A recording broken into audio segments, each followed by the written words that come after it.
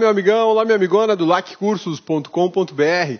Eu sou o Rodrigo Belmonte e hoje a gente vai continuar conversando sobre a Lei 8.112, Direitos e Vantagens do Servidor Público, parte 2. E depois tem a parte 3.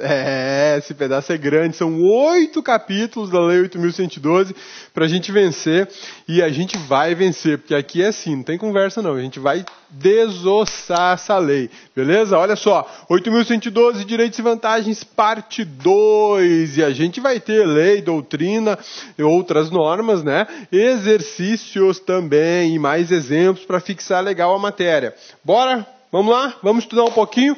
Preparado, meu amigão? Preparado, bonitona? Então agora a gente vai falar sobre adicionais, exatamente, adicional de insalubridade, adicional de periculosidade, adicional de penosidade, trabalho penoso. Já chama atenção para você por uma coisa muito legal, a Lei 8.112 prevê o trabalho penoso, diferentemente da CLT, que não prevê para a iniciativa privada o trabalho penoso, Embora a Constituição da República faça a previsão constitucional lá no artigo 7º de que o trabalho pode ser insalubre, penoso ou perigoso, a CLT não tem regulamentação para trabalho penoso. Verdade. Na iniciativa privada, nenhum trabalhador ganha por atividade penosa, salvo se houver alguma lei específica para um cargo determinado, porque pelas regras da consolidação das leis trabalhistas, pela gloriosa CLT de 1943, salvo engano, não tem penosidade lá. Se trabalhar em local penoso é um abraço. Já 8.112, para os servidores públicos civis da União, administração direta e indireta, tem sim o adicional de penosidade. Belezinha? Esse é o primeiro alerta sobre essa aula de hoje. Agora vamos conversar sobre insalubridade e periculosidade, depois eu converso com vocês sobre a penosidade, sobre a penosidade. Insalubridade e periculosidade.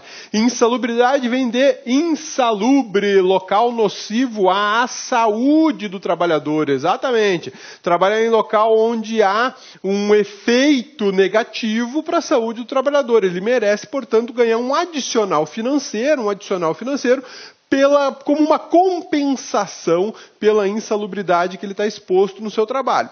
E a periculosidade? Há um risco para a vida do trabalhador. Não é o caso de dano à saúde, mas sim de dano à vida do trabalhador.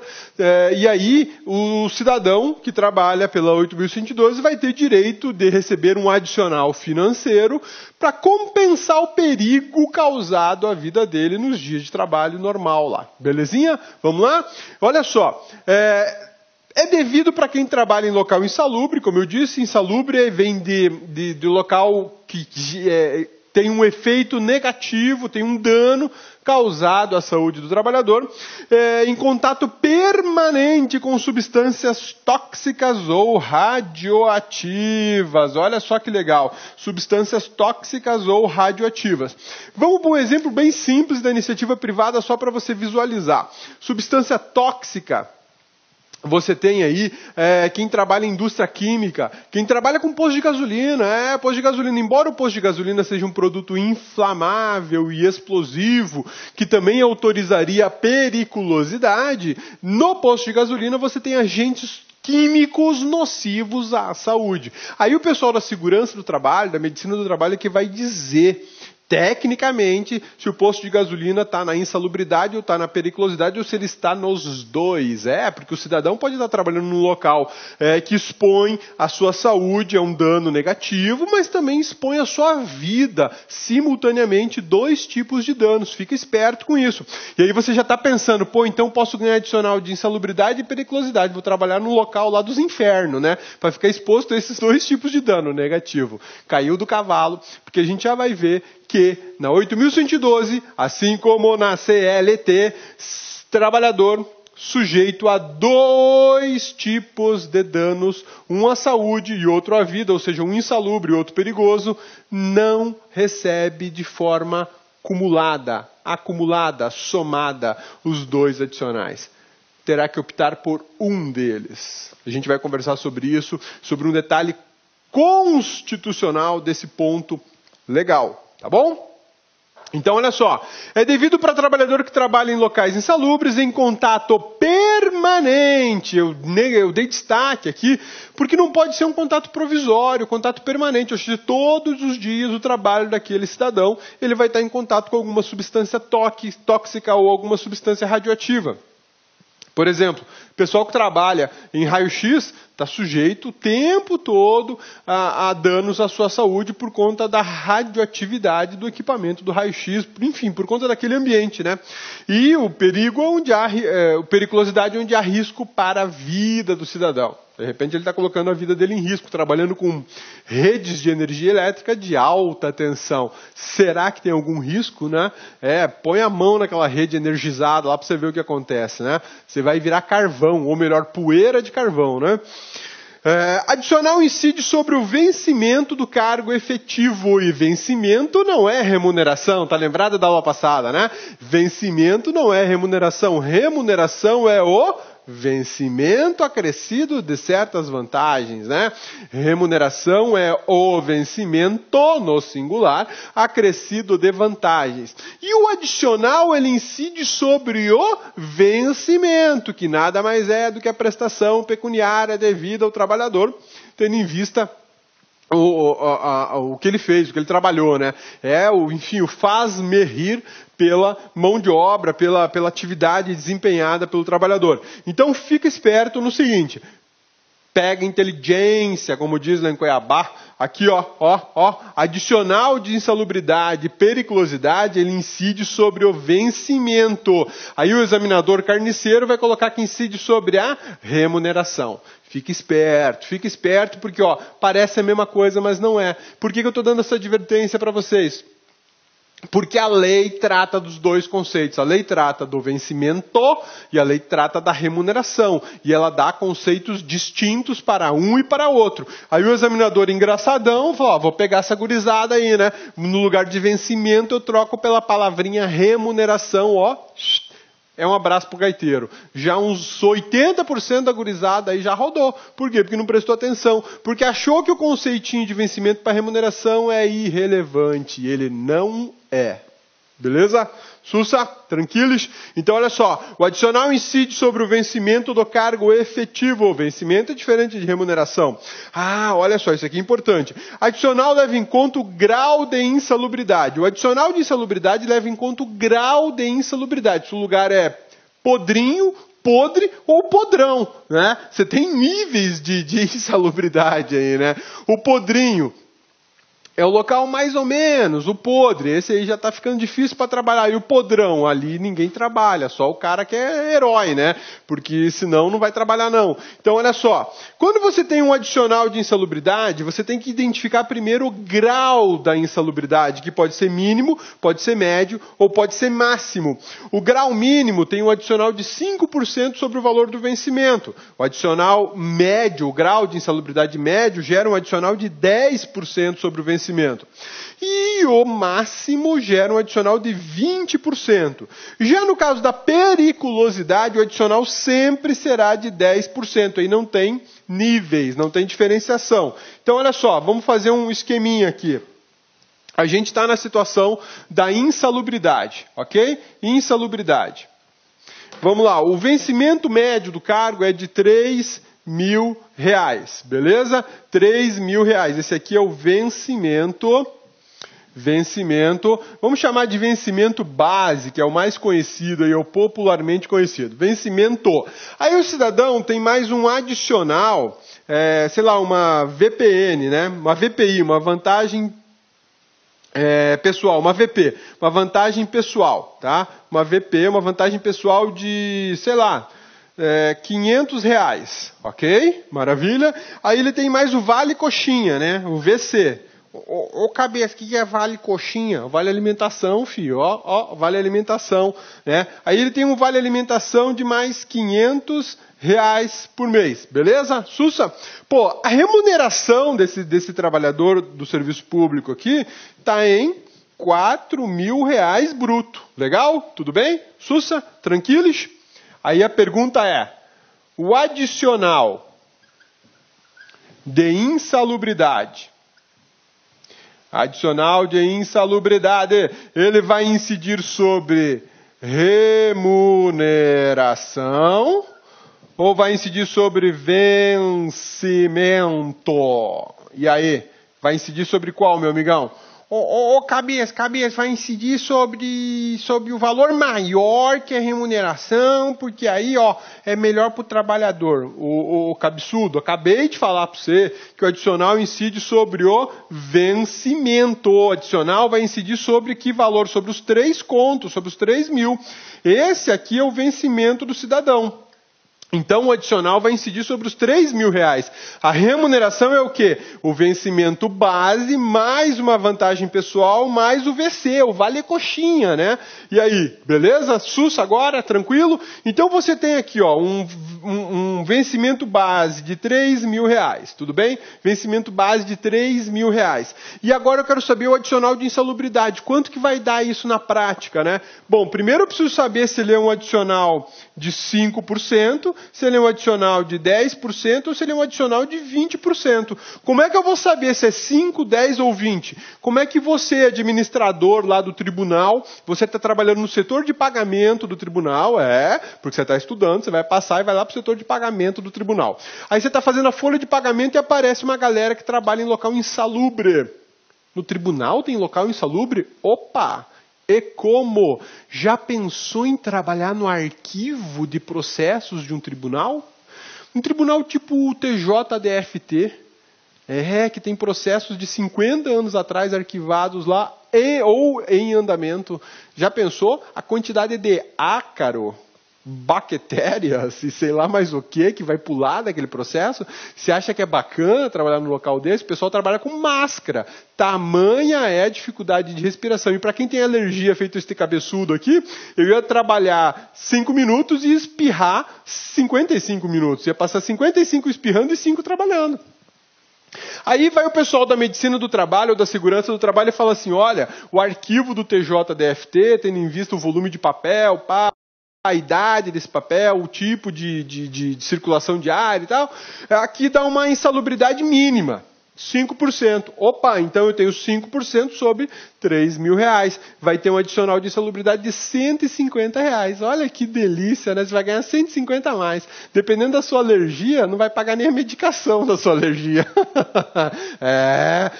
Rodrigo, mas o pessoal foi lá e falou que a insalubridade é média. Média? Então tá bom. Então nós vamos pagar 10% de insalubridade para você. Trezentão. Já tá pagando o remedinho da sua alergia, né? Se for 20%, aí, filho, vai incidir 600 reais de adicional de insalubridade. Belezinha? Sussa, tranquilos? Mas não é insalubridade, cabeça. Eu trabalho com rede elétrica, eu trabalho na companhia, na companhia na CELG, lá de Goiás, que é ainda administração indireta, ainda não foi privatizada, né? Eu trabalho na CELG, eu trabalho com atividade perigosa, né? E aí? Como é que faz? Vai incidir sobre remuneração ou sobre vencimento? A gente já sabe que é sobre vencimento. O vencimento do cabra é de 3 mil reais. E qual que é o grau de periculosidade? Não existe grau de periculosidade. É um valor fixo, 10%. Então, para você tomar choque lá, você vai ganhar 10% a mais. Belezinha? Sussa, tranquilos? Então, fique esperto, porque, o examinador vai querer colocar na remuneração. E aí, matematicamente, dá diferença, porque o cara ganha 4 contos de remuneração, enquanto que o vencimento base é de 3 mil reais. Fica muito ligado nisso, meu amigão, porque isso faz diferença na tua prova e vai fazer diferença na tua vida profissional, ainda mais se você for o cara responsável por fechar a folha de pagamento dos servidores lá do órgão que você vai trabalhar. Do tribunal, do Ministério Público, do INSS, enfim, de onde quer que seja, porque em breve será, se Deus quiser, né? E é lógico, se você também correr atrás, né, filho? Não dá para só esperar, né? Não dá só para esperar, não. Belezinha? Sussa? Então vamos para frente, Exemplo, periculosidade, trabalhar com alta tensão. Insalubridade, trabalhar com raio-x. Pessoal que trabalha em hospital público aí, hospital do município, hospital do DF, hospital do Estado, hospital da União, vai ganhar, se trabalhar no raio-x, vai ganhar insalubridade por causa do raio-x. Aliás, quem trabalha com raio-x tem toda uma regra lá diferenciada, tem mais férias que o trabalhador normal, é até bacaninha, né? Imagina o dano que deve fazer na saúde do indivíduo, né? Para ele ter esse tratamento diferenciado. Fazendo jus aos adicionais de insalubridade e periculosidade simultaneamente, o servidor deverá optar por um deles. Olha que crueldade, né? Artigo 68, parágrafo 1º da Lei 8.112, estabelece que, se você trabalhar em algum local em que você fica exposto tanto a agentes nocivos à saúde, como a agentes nocivos à sua vida, e aí você está, em tese, sujeito ao adicional de insalubridade e de periculosidade simultaneamente, você não terá o direito de receber os dois. Você terá que optar por um deles. Provavelmente o mais vantajoso do ponto de vista econômico, né? Isso é o que está na 8.112. Essa regra também está na CLT, a regra é igualzinha da CLT. Eu acho até que quando elaboraram a 8.112, buscaram a informação lá na CLT, fizeram um Ctrl+C, Ctrl+V, né? Copiaram e colaram na 8.112. Mas beleza, isso aí é o que você precisa saber para a tua prova. Mas este cabeçudo é inconformado com essa situação. Por que eu sou inconformado? Porque tanto a vida como a saúde são bens constitucionalmente protegidos e eles são direitos indisponíveis. A proteção da vida e a proteção da saúde são bens indisponíveis. A manutenção da minha saúde não fica sob a minha responsabilidade apenas. Ela é um bem indisponível que eu não posso simplesmente abrir mão dela, dispor, jogar na lata de lixo. A mesma coisa a minha vida. Por que isso? Porque o Estado necessita de pessoas, de cidadãos, com a saúde íntegra, física e psicológica, e, obviamente, com a vida em dia. Por quê? Porque a gente precisa produzir nesse país, a gente precisa trabalhar, a gente precisa ser economicamente ativo para esse país melhorar, né? Doente e morto, eu não vou fazer muita diferença. Aliás, eu vou dar trabalho para o Estado, né? Principalmente se eu adoecer. Então, como são bens indisponíveis, eu te pergunto o seguinte: existe violação ao direito da saúde, que é um bem indisponível? Afinal de contas, eu vou ter que optar. Ah, não, minha vida vale mais. Eu, trabalhador, vou ter que optar. Minha vida vale mais ou minha saúde vale mais. Na verdade, a opção do trabalhador vai ser pela vantagem financeira. O que está pagando mais aí? A insalubridade ou a periculosidade? E aí, nessa hora que entra a mercantilização da sua saúde, da sua vida. E isso é indigno, isso não é compatível com a dignidade humana. Pois é, a Lei 8.112 fala que você vai ter que optar. Bacana, né? Mas, para uma prova de verdadeiro ou falso, de marcar a alternativa correta, você vai seco, babando nisso aqui, Vai ter que optar por um ou por outro, está descrito expressamente no artigo 68, parágrafo 1º da 8.112. Agora, se você pegar uma dissertativa, que de repente cai esse tema, você possa escrever alguma coisa, aí você pode mandar ver, olha, segundo a 8.112, o trabalhador vai ter que optar. Da mesma forma que o trabalhador da iniciativa privada tem que optar, porque a CLT também exige essa opção. Pô, o examinador já vai ficar assim com os olhos brilhando, porque ele está vendo que você está fazendo uma análise comparativa da 8.112 e da CLT. Pô, o cara vai ficar, nossa, esse aí merece um notão. Aí, para você mostrar que você não é nenhum juninho nessa história, você vai falar assim: olha só, examinador, e tem mais. A constitucionalidade dessa opção é questionável. Porque, segundo a Constituição Federal, a vida e a saúde são bens indisponíveis. E se eu tenho adicionais previstos na Constituição e regulamentados por lei infraconstitucional, CLT que nem é lei, né? É uma consolidação de leis, e a Lei 8.112, teria que seguir o mesmo padrão de proteção. É indisponível. Sendo indisponível, eu, trabalhador, não vou optar. Receberia os dois. Né? É bacana, né? E você pode expor para o examinador isso. Mas isso só vai ter oportunidade se você for fazer uma dissertativa, né? Uma redaçãozinha, alguma coisa assim. Beleza? O adicional de penosidade, agora vamos falar sobre penosidade. O adicional de penosidade será devido segundo o regulamento de cada órgão em trabalhos de zona fronteira, localidades cujas condições de vida o justifiquem. Aí você faz concurso para a Receita Federal. E você acha que vai trabalhar naquele prédio bacana, bonito, espelhado, com ar-condicionado, próximo do shopping, numa avenida legal, né? De repente sai seu local de lotação. Corumbá. Vila Bela da Santíssima Trindade. Onde é que fica isso? Lá na divisa com o Paraguai, com a Bolívia, né?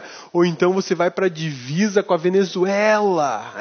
Você vai ter que fiscalizar a gurizada que atravessa a fronteira para abastecer com gasolina de qualidade, decente. Porque na Venezuela a gasolina é uma maravilha, né? Se o teu carro faz 10 km por litro com a porcaria da nossa gasolina, com a gasolina venezuelana ele vai fazer 50 km por litro. Por quê? Porque a octanagem é diferente, a pureza é diferente, o grau de combustão é muito melhor. E detalhe, enquanto a gente paga 4 conto no litro de gasolina, lá eles pagam acho que 4 centavos. Horrível isso, né? É só para um país mequetrefe como o nosso. Mas aí você passou achando que ia para aquele prédio bacana da Receita Federal e te mandam lá para casa do chapéu. Lá onde Judas perdeu as botas dele, perdeu lá longe. E aí, como é que faz? Zona de fronteira. Zona de fronteira, você terá direito a receber um adicional de penosidade, porque o seu trabalho não vai ser muito simples, não. E aí você vai ganhar uma graninha a mais, né? Pô, cabeça, e qual que é o valor desse adicional? Depende de cada órgão. Cada órgão tem a flexibilidade administrativa de regulamentar por ato normativo próprio o índice de penosidade que ele vai te pagar. Tá bom? Localidades condições que justifiquem isso, né? De repente você vai morar numa cidade lá que é um local ermo, né? Só tem uma pista para chegar na cidade, só tem um posto de gasolina, não tem farmácia, a farmácia mais próxima é tipo 50 km de estrada de chão, não tem internet por telefone, é só via rádio, e olha lá, quando o rádio funciona legal, né? Então, nessas condições não vai rolar, né? Você vai ganhar uma penosidade, porque é sofrido, é penoso. Isso aqui só vale para a gurizada da 8.112. Na iniciativa privada não vale, não tem esse adicional, tá? Beleza? Sussa, tranquilos? A incidência dos adicionais cessa com a eliminação das condições ou dos riscos que deram causa à concessão. Então, vejam só, se você trabalhava num local insalubre, por alguma razão ele é no local escuro. Olha só, o estúdio do LAC aqui no Distrito Federal é cheio de luz aqui em cima, né? Por quê? Para dar uma iluminação legal para você poder assistir um vídeo bacana aí na sua casa, ou no seu tablet, no seu trabalho, no ônibus, no metrô, enfim, onde você quiser. Porque aqui as aulas você pode ver de onde você quiser, basta ter uma internet móvel ou Wi-Fi, né? Tem que ter essa boa iluminação, porque senão você não me enxerga, não vê lá aquela telinha pequenininha, né? Agora, digamos que você trabalha num local que tem uma lampadinha daquelas incandescentes de 15 velas. Pô, você trabalha na escuridão, não tem janela, é um porão. É insalubre. Por que é insalubre? Por ausência de luminosidade suficiente para que você possa trabalhar em condições de dignidade. Senão, a sua visão vai pro pau assim, rapidinho, né? Então você trabalha no porão do órgão, aí tem uma lampadinha incandescente de 15 velas, né? Ou seja, só para você achar a saída da porta lá, né? Vai prejudicar a sua visão? Provavelmente vai. Então eu vou ganhar um adicional de insalubridade? Sim, a insalubridade decorrente da falta de iluminação. Beleza, aí um dia o órgão vai lá e faz as contas. Pô, eu estou pagando R$150 para esse cidadão aqui de adicional de insalubridade porque lá não tem iluminação adequada. No ano eu vou gastar com ele, então, R$1.500, R$1.800 por ano. Pouco, R$1.800 por ano, só do adicional de insalubridade, eu vou lá e coloco uma iluminação adequada para ele, uma lâmpada LED que não gasta nada, e eu ilumino a sala. Vai lá, gasta nem 10% desse valor, iluminou a sala. O que é mais econômico?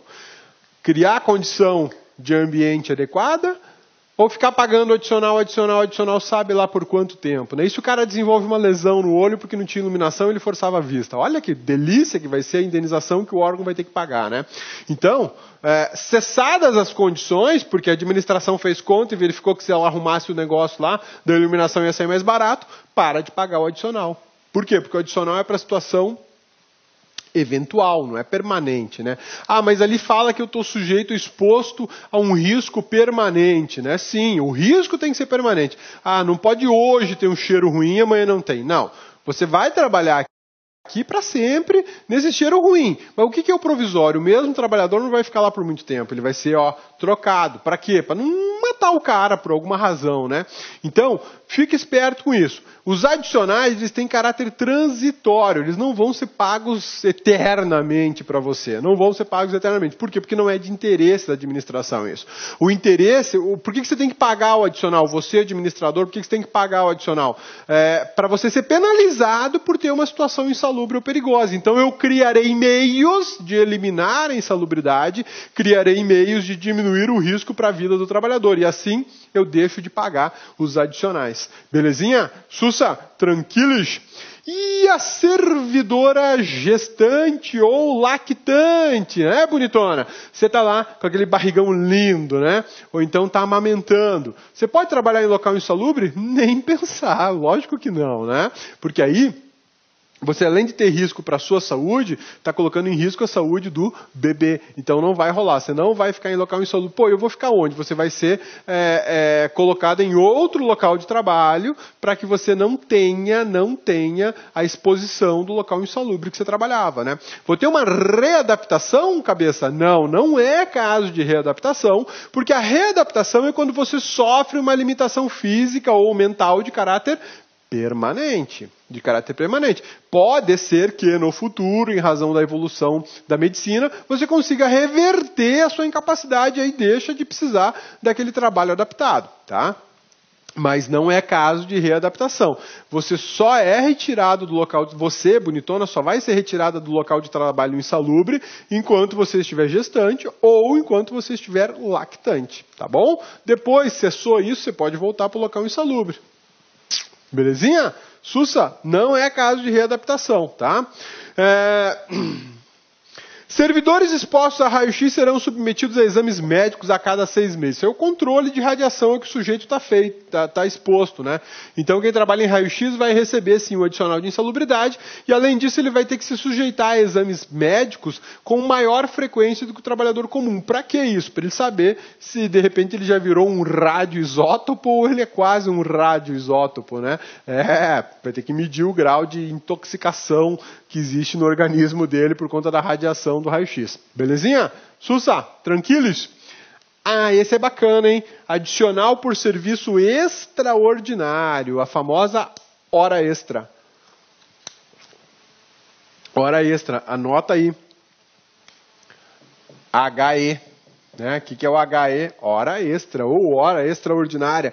Esse é um adicional que você vai receber basicamente por realizar serviços além da sua hora normal de trabalho. Bacaninha, né?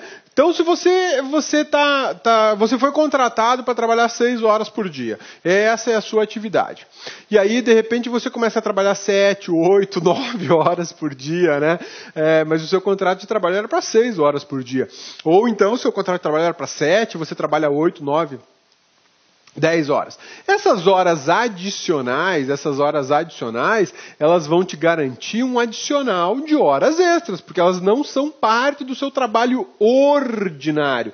É o seu trabalho extraordinário, é algo excepcional. Então, já que você está tendo que abrir mão de parte da sua vida fora do trabalho, porque você está tendo que ficar no trabalho mais tempo, então você vai ser compensado financeiramente num valor acima do valor da hora normal de trabalho. Então, se a sua hora normal de trabalho custa R$10, beleza? R$10. Esse é o valor da sua hora normal de trabalho. Se custa R$10. E aí hoje você trabalhou 2 horas a mais. Então você vai receber os R$10 a mais daquelas 2 horas excepcionais. Além daqueles R$10, você vai receber um adicional de no mínimo 50% sobre cada 10ão. Então a primeira hora, no total, vai ser 10 mais 5, que vai dar 15, e a segunda hora, 10 mais 5, vai dar 15. Então você vai receber R$30 a mais naquele dia, e não 20 apenas, tá?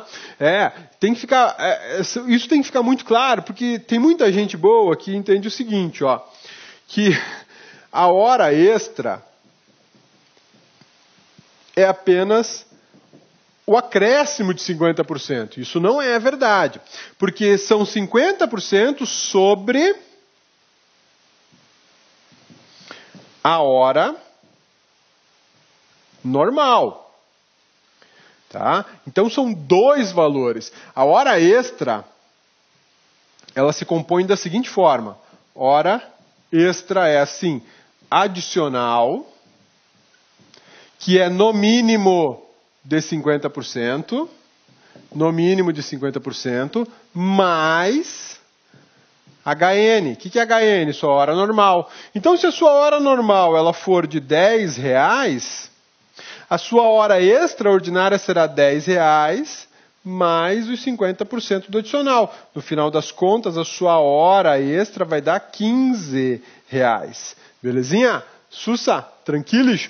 Isso é assim na iniciativa privada, isso é assim no serviço público. Por quê? Porque essa é uma regra constitucional, não tem opção. O empregador, seja ele da iniciativa privada, seja ele do serviço público, fez hora extra, você vai receber o adicional, ou pelo menos deveria receber esse adicional, né? Quem não recebe é porque o empregador não está pagando por alguma razão, né? Ou ele está sem dinheiro, ou ele está fazendo isso para lucrar mais, para ter um lucro maior no final das contas, né? E o que é uma ilegalidade. É uma ilegalidade, tá? Outra coisa que a gente tem que lembrar, o adicional da hora extra, ele tem que ser pago no mínimo de 50%. Existem casos de empresas privadas que pagam horas extras de 100%. Sim, porque eles sabem que aquela atividade extraordinária está custando caro para o trabalhador. Não são todas, são pouquíssimas empresas que fazem isso. São empresas que têm uma outra visão de mercado de trabalho. Elas chegam a pagar até 100% de uma hora extra. 100% em hora extra, né? O mínimo é 50%. Então, uma empresa ou até o próprio serviço público pode te pagar 50%, 55%, 60%, 70%, 80%, 90%, 100%. 110, 120, não tem limite, não tem teto, não existe teto para adicional de hora extra, mas existe um mínimo. Nenhum adicional de hora extra pode ser inferior a 50% sobre o valor da hora normal de trabalho. Grava isso, meu amigão, grava isso que vocês têm que saber, tanto para a prova como para a vida profissional de todos vocês, se é que você já não sabe, né? Belezinha? Sussa, tranquilos? Olha lá. A redação da Constituição Federal de 1988, lá no artigo 7º, inciso 16, estabelece que o adicional será de no mínimo 50%. A palavrinha mínimo está expressa lá, não é uma interpretação ou uma conclusão da doutrina, não, está expresso lá, no mínimo 50%. Cabimento para atender situações excepcionais e temporárias. Por que temporárias? Porque então, se você trabalha todos os dias fazendo hora extra, não é uma excepcionalidade, virou regra, alguma coisa está errada. Então, existe ainda a possibilidade de incorporar o valor da hora extra quando ela é paga com habitualidade. Mas isso que eu acabei de falar, a possibilidade de incorporação da hora extra quando ela paga com habitualidade, isso aí é lá da CLT, tá? É lá da CLT. Isso vale muito no direito do trabalho, no direito do processo de trabalho, para a iniciativa privada. Aqui na 8.112 nós não temos regra expressa dizendo que incorpora. Mas, já que é paga com habitualidade, peraí, vamos rever isso, né? Alguma coisa está errada. Você pode até discutir na justiça a incorporação desse valor. Mas o fato é que 8.112 não prevê a incorporação. Onde é que você tem incorporação de horas extras quando elas são pagas com habitualidade? Lá na iniciativa privada, tá bom? Limite máximo de horas extras diárias, só duas, tá? Só duas. Se você trabalha 6, você pode fazer no máximo 8. Se você trabalha 8, pode fazer no máximo 10. Olha só. Existem situações em que você vai fazer mais do que 2 horas extras em um só dia de trabalho. E isso é o excepcionalíssimo, tá? Olha, se você trabalha, por exemplo, no Tribunal Regional do Trabalho, são 7 horas diárias de trabalho, tá bom? Belezinha? Sussa? Mas aí tá rolando uma audiência pesadíssima lá e o juizão fala, ó, vamos tocar em frente, eu vou terminar essa audiência hoje. E aí você acaba fazendo, por conta daquela audiência, mais 3 horas. Você ficou 10 horas no órgão trabalhando. Não é legal, lógico que não é. Mas essas 3 horas adicionais, que ultrapassou inclusive o limite de 2 horas permitidas para hora extra, aconteceu uma vez. Foi uma excepcionalidade, a audiência era muito grande, não dava para repartir a audiência. Primeiro porque a legislação não aceita que reparta, quer que seja tudo una, né, indivisível. E segundo porque as partes vieram de longe, tem que refazer tudo, nossa, que trabalheira. Então vamos tocar hoje um pouquinho além do horário e a gente liquida isso. E acaba, todo mundo sai daqui com a audiência concluída. Pois é, mas nesse dia eu, servidor, trabalhei 3 horas. E o limite são de 2. Tá bom, filho, e aí? O que vai acontecer? Vai acabar o mundo por causa disso? Não, você vai receber 3 horas de horas extras. Vai receber. Pô, mas ultrapassou o limite de 2 horas. Tudo bem, ultrapassou, mas foi uma excepcionalidade devidamente justificada. Agora, o que não pode acontecer é o juiz doidão, louco por trabalho, todos os dias ele faz a mesma coisa. Não, vamos embora, fazer mais. Encerrou uma, começa outra, encerrou uma, começa outra. Aí não. Aí é uma ilegalidade, pode ser ato até de improbidade administrativa do magistrado, ou de quem está organizando essas audiências. Tá bom? Então, lembra o seguinte, 2 horas máximas de hora extra por dia, previsão expressa da 8.112, da CLT também. Tá bom? Férias, essa é uma das melhores partes do trabalho, né? As férias, coisa boa, delícia, né? Mas eu aprendi uma coisa, que férias são muito legais quando a gente viaja, porque tirar férias para ficar em casa é migué, é prejuízo, você não descansa, se bobear, trabalha mais do que quando você está no seu serviço lá, na sua atividade. Adicional de férias, primeira coisa, a gente está falando agora do adicional de férias que tem previsão constitucional lá no artigo 7º e ele se aplica obviamente para servidores públicos civis e também para os militares. Para os servidores públicos civis da União, a 8.112 trata do assunto e vem falar justamente do adicional constitucional de férias, que é o adicional de 1/3 da remuneração. Olha que delícia, né?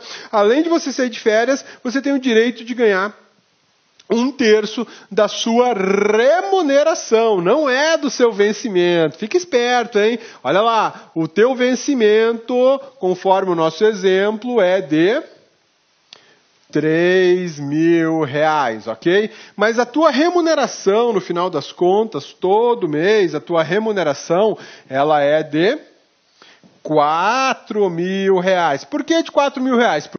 Porque você recebe uma vantagem pessoal e recebe mais um vale coxinha nessa história toda. Então você tem aí R$4.000 de remuneração. O 1/3 ele vai incidir sobre a remuneração. Tá bom? Tá beleza? Sussa, tranquilos. Então, 1/3 de 4.000. Cabeça não vai nem arriscar fazer a conta, né? Porque o cabeça vai errar. Essa conta de 4 divididos por 3 não vai rolar, né? Cabeça não vai fazer essa brincadeira com você. Faz a conta aí na calculadora para você saber quanto é que você vai receber do adicional de férias. Isso aqui também é chamado de adicional constitucional. Então, olha só. No seu mês de férias, você vai receber sua remuneração mais 1/3 dessa remuneração. Então, quando você sair de férias, provavelmente você vai sair abonado, né? Vai sair com mais de 5 conto na mão, sossegado, né? Sossegado, vai sair com uns R$1.333, mais ou menos, aliás, com R$5.333, mais ou menos, que é a tua remuneração mais o adicional. O adicional de 1/3 sobre 4.000 vai dar mais ou menos R$1.333. Belezinha? Sussa, tranquilos? Então vamos lá. Vamos continuar falando do nosso adicional de férias, porque isso aqui, sempre que você sair de férias, você tem direito a receber 1/3 a mais. É um acréscimo, é um adicional. Você vai receber uma grana a mais para você poder sair de férias sossegado, tranquilo, belezinha e torrar todo esse dinheiro, né? Você já pensou? A gente está falando de um servidor, né, que tem um salário médio de 3, 4, 2, enfim, servidores públicos. Já pensou o ministro, presidente do Supremo Tribunal Federal, que ganha R$33.000 por mês, e aí ele resolveu tirar férias em dezembro, quando ele vai ganhar R$33.000 por mês da sua remuneração normal, que na verdade é o seu subsídio, mais o 13º, que são mais R$33.000 por mês, já chegamos em R$66.000, e aí o cara fala assim, eu quero férias. ele vai ganhar 1/3 sobre 33, ele vai ganhar mais 11 mil reais.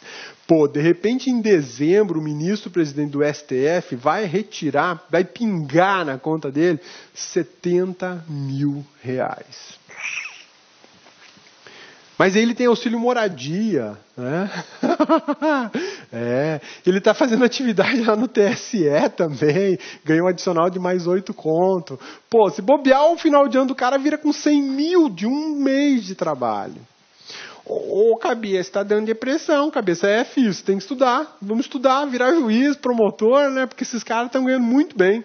Estão ganhando bem demais. E eles reclamam, viu? Reclamam. É mal de servidor público sempre reclamar da remuneração, né? Em alguns casos, é devida, né? A remuneração está ruim. Mas em alguns outros casos, os caras reclamam de barriga cheia. Tipo membros do MP e da Justiça, né? Estão ganhando bem pra caramba. Belezinha?